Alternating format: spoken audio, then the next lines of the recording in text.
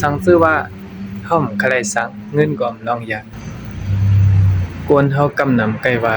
หยาบย้อนเงินได้ว่าเวยกามันใจนะตีเตมันได้หยาบย้อนตัวเว้ย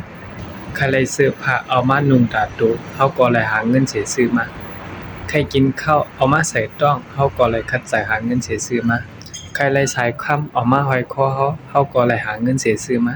ใครให้หน้าตาห่างหลีเฮาก็หาเงินเสียกว่าปิ่นปลายแลกลายแปดให้มันห่างหลีอันไหนก็เฮาเลยหาเงินเสียเฮ็ดสร้างมาใครมีกะ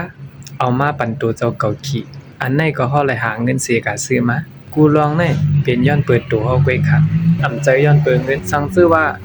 เฮาใครสังเงินก็ลองอยากติเตมัน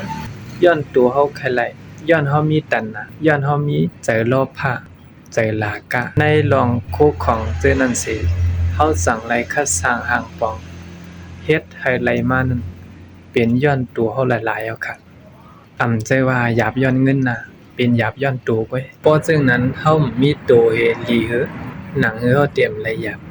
เฮาอยากมีตัวละเนาะเพราะนั้นเต็มไหลเฮอเต็มไหลเจ็บเต็มไหลแสบเต็มไหลต้องไม้เต็มไหลกาเต็มไหลไปเตรียมไหลไอเตรียมไหลหลัดหนังฮือเตรียมไหลเป็นเพศอุปัฏอันตริหังนั้นถ้าเฮาอยากมีตัวละเนาะเฮาติไหลมีตังซื้ออยู่จอมเพราะว่าจัดปานเฮาให้เต็มๆทนๆ